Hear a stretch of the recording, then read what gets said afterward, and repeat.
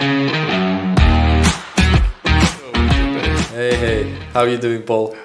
That looks like a spider leg. I'm good. So what are we going to be talking about today? The evolution of web. Web.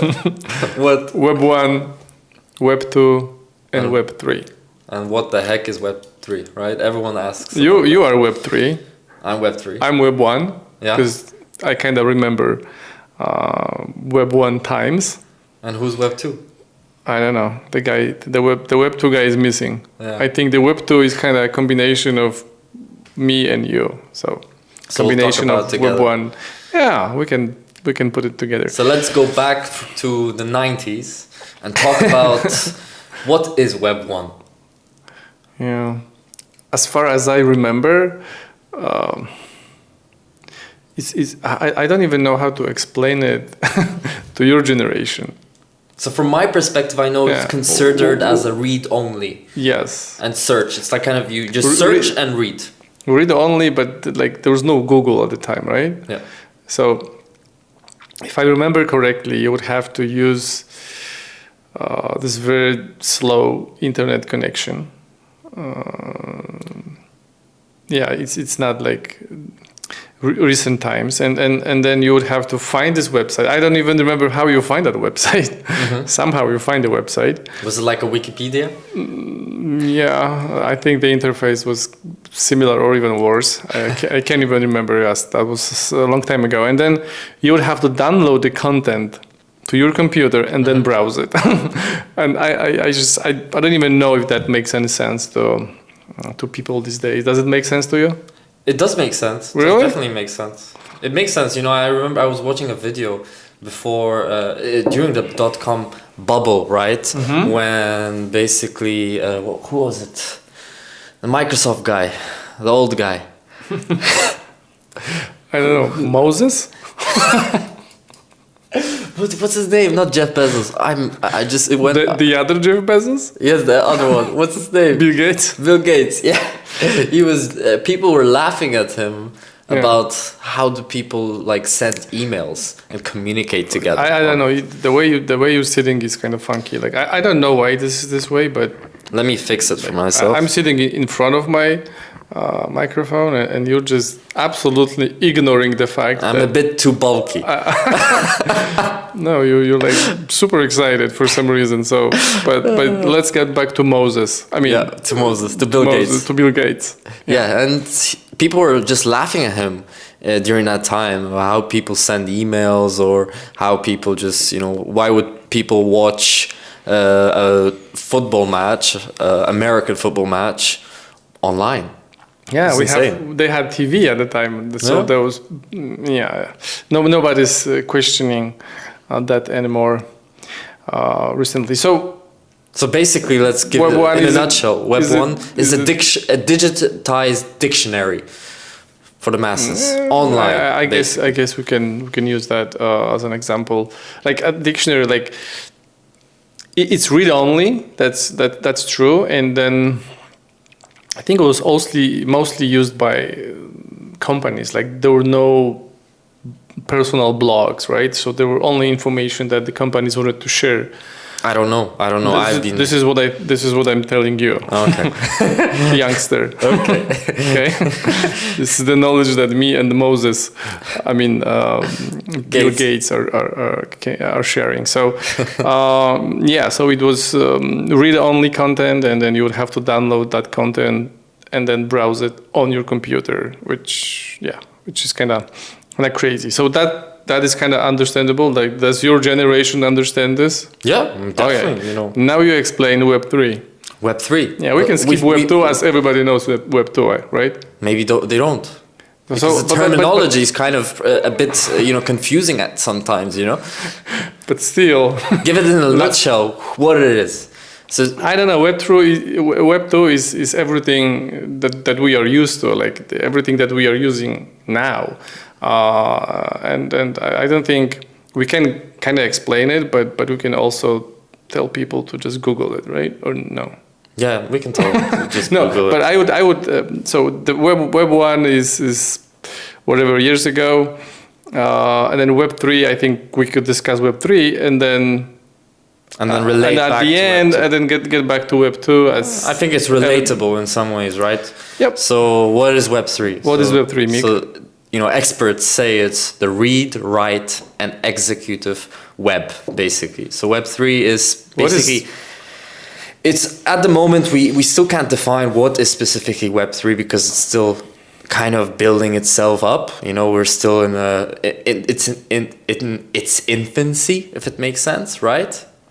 And going back to it, basically what it is kind of moving, users, us as people, towards more, decentralized platforms. Because right now we're living in a world where, Web2 platforms such as Facebook, Google, YouTube, all of them are dominating in the industry, right? This is just a normal life of a Joe. You go on YouTube, you watch your Joe Rogan experience, right? Or Logan Paul experience with Impulsive, and go on to social medias, interact with people, or play games and etc. But Web3 is more of a place that kind of gives back the power to the people, if it makes sense. And give you a good example in the health industry. All these data leaks of information, of patient information, from the NHS to other, health institutions, if you may say, right, are going out, and people also big corporations are using that information and basically selling it, making money out of it, making revenue out of it, right? So, okay. So, got it. Now I think it would be a good time to kind of relate to Web2. As now is the moment to kind of explain what's the difference between Web3 and Web2. I think Web2 was community focused, right?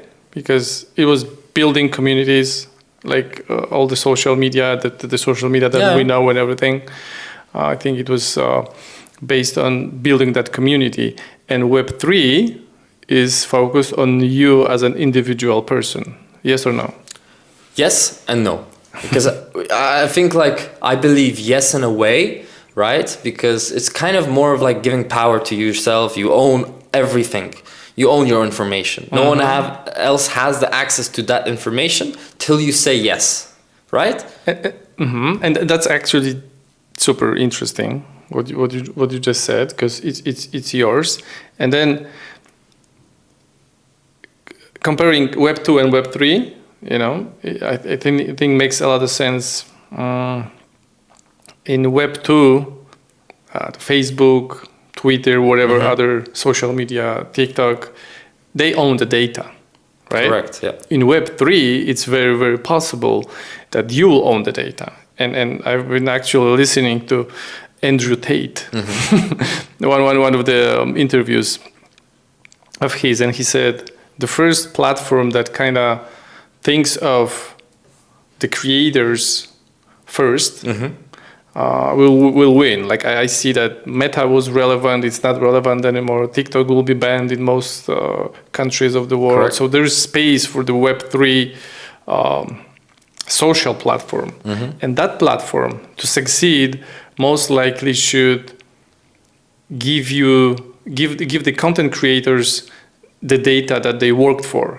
So meaning that whenever you're big on one platform and you want to move to the other platform, you cannot do this right now because those social media companies, they own your data. Correct. Yeah. You have followers, but they can cancel you, right? They can do anything they want because they own the data.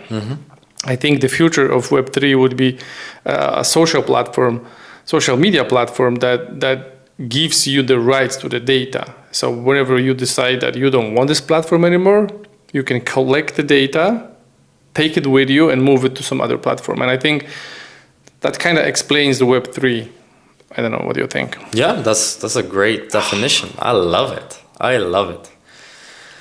So yeah, freedom of speech, creation of a platform where the most important person is the actual creator behind individual it, the focus. individual, Yeah, individual focused basically. So yeah, I think that's kind of in a nutshell. And then one more thing, one more difference between Web 2 and Web 3 would be in Web 2 we would Google would make a lot of money because they would advertise things and people would click on those things, right? So this is Web 2, and this is, I think, the basics of internet marketing, right? Right. Based on Web 2.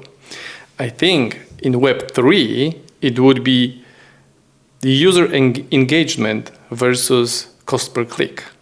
I think this is completely different currency, right? Like it wouldn't be, that whatever article or that advertisement had that many clicks and that converted into that many leads. I don't think people will buy this way anymore. I mean, they will still buy this.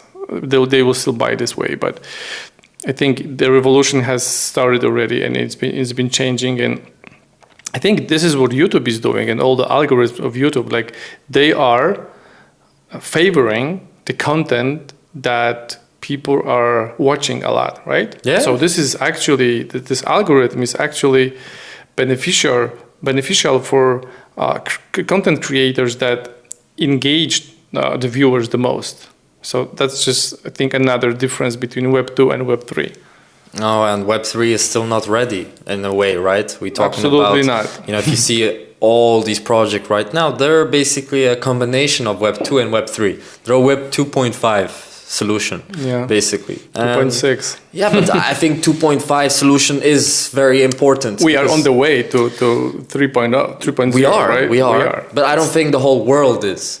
I don't think for example, people say about regulations and etc. I think a small percent of the world will be only decentralized, but a lot will be still centralized because we need laws, regulations, and etc. And I think that will never disappear in a way. So we are not moving to Web 3? We are moving, but we're moving towards the technology more than to decentralization, if it makes sense. People will, for example, there's multiple type of use cases that will be applicable, but some of these use cases will not be applicable because we're still not ready for this. This is going to take some time, user experiences, all these applications, they have to be, very well tested and built on top of this whole technology. In terms of security, probably, right? Security-wise, yeah, of course, also, I think, if you look at, we can talk about it later on, but, cryptocurrencies, like the most secure blockchain out there is on Bitcoin, right?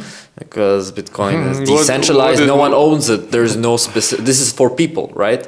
There is no owner of that certain cryptocurrency. If you go back to, for example, Ethereum, there's an organization around. There's actually a CEO, which is Vitalik, who's the actually co-founder of Ethereum. Sure, but let's get back to Web 3. Web 3, Web 2, Web 1. I think we kind of covered the whole thing. Yeah, we have.